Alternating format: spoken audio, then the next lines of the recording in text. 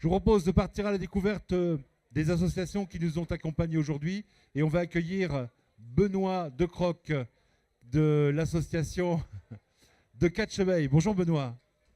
Bonjour. Benoît, on l'applaudit, voilà, on l'applaudit bien fort. Allez-y, asseyez-vous, je vais m'asseoir à côté de vous. Oh là. Il est venu avec son fan club, Benoît? Bah, les gens de l'association. Bon, d'accord.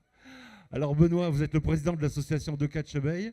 Oui, je vais vous demander ce que ça veut dire de Catchebeil, un peu comme les Snoznuts tout à l'heure. De Catchebeil, c'est tout simple, c'est les mûres, le fruit, traduit en flamand. Voilà. Parce que votre vocation, c'est de défendre le patrimoine flamand, comme un peu les fruits qui symbolisent ce patrimoine. C'est exact. Pour défendre donc le flamand, le traditionnel, avec tout ce qui est tradition, et un peu de modernisme pour essayer de dynamiser la Flandre. Concrètement, ça se traduit comment? Alors, vous participez à des fêtes, qu'est-ce que vous faites exactement? Alors, on reprend d'anciennes traditions, par exemple comme les rois mages, ou la chambre de rhétorique avec les conteurs, ou Hervé Van Uxem et le fervent défenseur. Oui, ils sont là dans la salle. Exactement. Et les groupes de musique comme Snotneuse qu'on a vu tout à l'heure, et après un peu plus de moderne, avec les Spotkellet qui reprennent par exemple du traditionnel flamand en punk et du traditionnel punk en flamand. Mais je veux dire, vous participez à la promotion de ces initiatives ou est-ce que vous êtes vous-même à l'origine des initiatives? Pour certaines choses à l'origine, mais après on reprend la tradition des rois mages, c'est quelque chose qui existait depuis très longtemps, qu'on a remis au goût du jour il y a une dizaine d'années. Alors, on peut par exemple prendre cet exemple parce que Flandre Télévision avait fait un reportage sur les rois mages cette année d'ailleurs, l'année précédente aussi, il me semble bien. C'est exact. Est-ce qu'on peut rappeler pour ceux qui nous regardent, qui ne connaîtraient pas cette tradition, c'est quoi?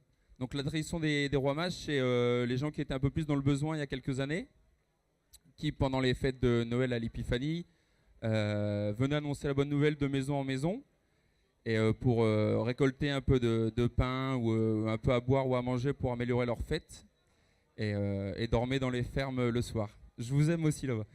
Et donc nous, on n'est pas dans le besoin, on fait ça vraiment pour la tradition, on fait du porte-à-porte de maison en maison.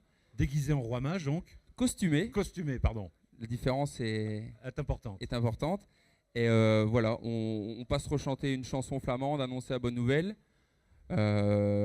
Avec maintenant, depuis le temps qu'on le fait, les gens nous ouvrent facilement les portes et nous accueillent à bras ouverts, nous donnent parfois à manger, à boire et une petite pièce que nous reversons à des œuvres caritatives. Mais ça, cette tradition des rois mages, c'est vraiment très très localisé. Je veux dire, c'est pas toute la Flandre non plus, c'est quelques villages. Il y en avait presque dans toute la Flandre, même plus en Europe, sous différentes manières, mais qui se ressemblent plus ou moins, des gens qui se costument en roi mage. Mais voilà, nous on intervient. Mais aujourd'hui, vous n'intervenez que dans Saint-Jean, Scapelle, ouais. Boskep, Berthen, quelques maisons à Bailleul, mais il y a un autre groupe qui tourne sur Bailleul. Ouais. D'accord, ok. Alors qu'est-ce qu'on peut donner aussi comme autre exemple? Il y a de la musique, on l'a vu. Donc voilà, il y a Spotkelot et Snotneuse qui se produisent à différents événements sur la Flandre ou autre part. Comme par exemple à la Brasserie Bec quand ils font leur fête tous les 2 ans, à l'Ommelpap, par exemple là pour les Snotneuses. Il y a les Spotkelot qui sont produits sur différents événements musicaux, comme la fête de la radio Eulenspiegel, je pense. Oui. Après, il y a tout ce qui est des événements qu'on recrée, comme la Saint-Martin, qui se fait beaucoup dans les villages pour les enfants. Nous, on le fait entre adultes et avec les enfants aussi également, où chacun sculpte sa betterave et on refait les prix entre nous. Concours de Strinch, donc les petites gaufres. Oui. Pareil aussi, on essaye de relancer ça un peu. La Feuille, donc la fête locale de l'association. Oui.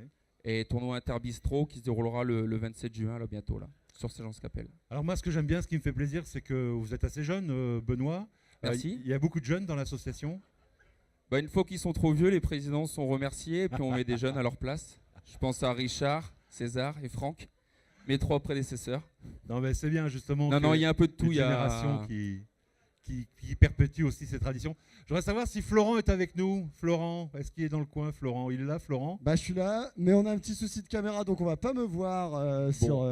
Écoute, je voulais juste te faire un petit coucou, mon ami. Je te fais un petit coucou également. Et te dire que si tu as quelque chose à nous faire découvrir, n'hésite pas un instant. Bah justement, j'ai la brochure de l'association dans les mains. Je vous invite à aller la voir parce que d'un côté c'est français, de l'autre côté c'est flamand, et on apprend déjà quelques mots. C'est plutôt pas mal ça.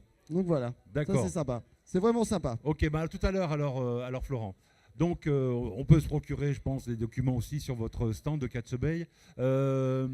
Est-ce qu'il y a un événement qu'on peut citer, donner un rendez-vous aux gens bientôt? Bah, prochainement, il y aura le tournoi Interbistro comme tous les ans qui se déroulera le 27 juin ici à Saint-Lons-Capelle. Pendant le week-end de Ducasse qui sera l'événement du village également. Un tournoi interbistro. Alors là, il faut des explications. C'est un concours de chope de bière ou quoi? Non, non, c'est un tournoi de foot. Ah, de sauf foot, que d'accord. les joueurs de foot sont sponsorisés par des cafés. D'accord, ok. Le café paye leur inscription et D'accord. il les représente sur le terrain. D'accord. Mais il y a une buvette également. Et alors les équipes, ce sont les piliers de bistrot qui forment une équipe, c'est quoi? Soit des copains qui ont leur préférence dans un café ou Ouais. des joueurs qui sont un peu plus confirmés mais qui sont sponsorisés par un café. Il y a un D'accord. peu de tout. Il y a même des équipes de filles. Ouais. Donc c'est ouvert à tous. D'accord. Et c'est quand alors? 27 juin.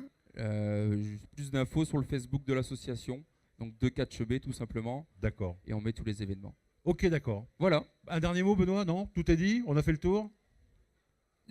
Merci à tout le monde d'être venu là pour montrer ce qu'est la Flandre. Il n'y a Ouais. pas que ce qu'on peut voir à la télé de mauvais, il y a aussi tout ce joli monde et qu'on continue à développer la Flandre. Voilà. Merci beaucoup, Benoît. Allez, on vous remercie. Merci. On peut l'applaudir. Merci. Salut, Benoît. Au revoir.